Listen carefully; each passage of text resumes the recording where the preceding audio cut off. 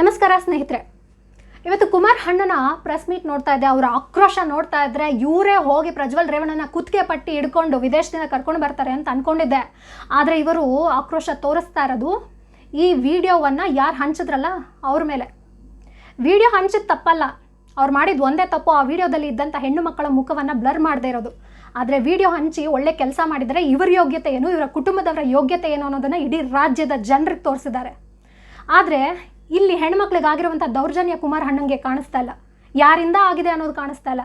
ಆದರೆ ಇದೆಲ್ಲವನ್ನು ಜನಗಳ ಮುಂದೆ ತಂದುಬಿಟ್ರಲ್ಲ ಅನ್ನುವಂಥ ಆಕ್ರೋಶ ಕುಮಾರಸ್ವಾಮಿ ಅವರ ಮಾತಿನಲ್ಲಿ ಕೇಳಿಸ್ತಾ ಇದೆ. ಇವತ್ತು ಇದೇ ಕುಮಾರ್ ಅಣ್ಣ ನಿಜವಾಗ್ಲೂ ಮಹಿಳೆಯರ ಪರವಾಗಿ, ಜನಗಳ ಪರವಾಗಿ ಮಾತಾಡೋರಾಗಿದ್ದರೆ ಇವತ್ತು ಪ್ರಜ್ವಲ್ ರೇವಣ್ಣನ ಮೇಲೆ ಯಾಕಿನ್ನೂ ಕ್ರಮ ಕೈಗೊಂಡಿಲ್ಲ ಅನ್ನುವಂಥ ಆಕ್ರೋಶನ ವ್ಯಕ್ತಪಡಿಸಬೇಕಾಗುತ್ತೆ ಹೊರತು ಈ ವಿಡಿಯೋವನ್ನು ಬಿಟ್ಟವ್ರ ಮೇಲಲ್ಲ ಅನ್ನೋದನ್ನು ಸ್ಪಷ್ಟಪಡಿಸಬೇಕಾಗತ್ತೆ.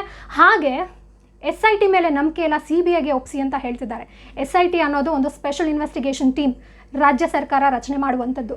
ಇದ್ರ ಮೇಲೆ ನಂಬಿಕೆ ಇಲ್ವಂತೆ, CBI ಮೇಲೆ ನಂಬಿಕೆ ಇದೆಯಂತೆ. ಹೌದು, ಯಾಕಂದರೆ ಮೊನ್ನೆ ತಾನೇ ಅಮಿತ್ ಶಾ ಅವರು ಬಂದು ಅವ್ರ ಜೊತೆ ಮೀಟಿಂಗ್ ಮಾಡಿ ಹೋಗಿದ್ದಾರೆ. ಬಹುಶಃ ಅವರು ಹೇಳಿರಬಹುದು CBI ನಮ್ಮ ಕಂಟ್ರೋಲಲ್ಲಿದೆ, IT ED ಎಲ್ಲವೂ ನಮ್ಮ ಕಂಟ್ರೋಲಲ್ಲಿದೆ, ಹಾಗಾಗಿ ಇದನ್ನು ಹೇಗಾದರೂ ಮಾಡಿ CBIಗೆ ಕೊಡಿಸಿ ಅದಾದಮೇಲೆ ನಿಮ್ಮ ಪ್ರಜ್ವಲ್ ರೇವಣ್ಣ ಅವ್ರನ್ನ ಹೇಗೆ ಬಚಾವ್ ಮಾಡಬೇಕು ಅನ್ನೋದು ನಮಗೆ ಗೊತ್ತಿದೆ, ನಾವು ಮಾಡ್ತೀವಿ ಅಂತ ಬಹುಶಃ ಹೇಳಿರಬಹುದು. ಹಾಗಾಗಿ ಇವತ್ತು ಅಣ್ಣ ಬಿಲದಿಂದ ಹೊರಗಡೆ ಬಂದು SIT ಬೇಡ CBIಗೆ ಒಪ್ಪಿಸಿ ಅಂತ ಹೇಳ್ತಾ ಇದ್ದಾರೆ. ಅದ್ರ ಜೊತೆಗೆ ಇವತ್ತು ಪ್ರಜ್ವಲ್ ರೇವಣ್ಣ ಅವ್ರು ಏನು ತಪ್ಪು ಮಾಡಿದ್ದಾರೆ ಅದನ್ನು ಮಾತಾಡೋದು ಬಿಟ್ಟು ಈ ತಪ್ಪನ್ನು ಜನಗಳ ಮುಂದೆ ತಂದಿಟ್ಟವ್ರ ಬಗ್ಗೆ ಮಾತಾಡ್ತಾ ವಿಷಯವನ್ನು ವಿಷಯಾಂತರ ಮಾಡ್ತಿದ್ದಾರೆ. ಜನಗಳ ಮನಸ್ಸಿಂದ ಪ್ರಜ್ವಲ್ ರೇವಣ್ಣನ ತೆಗೆದು ವಿಡಿಯೋವನ್ನು ಬಿಟ್ಟವರ ವಿರುದ್ಧ ಯೋಚನೆ ಮಾಡೋ ರೀತಿ ಮಾಡ್ತಿದ್ದಾರೆ. ಖಂಡಿತವಾಗ್ಲೂ ಇದು ತಪ್ಪು. ಕುಮಾರ್ ಅಣ್ಣ ಅವರೇ, ನೀವು ನಿಜವಾಗ್ಲೂ ಮಹಿಳೆಯರ ಪರವಾಗಿದ್ದರೆ ಇವತ್ತು ನೀವು ಪ್ರಜ್ವಲ್ ರೇವಣ್ಣ ವಿರುದ್ಧ ಮಾತಾಡಬೇಕಾಗಿತ್ತು, ಬಟ್ ನೀವು ಅದನ್ನು ಮಾಡಲಿಲ್ಲ.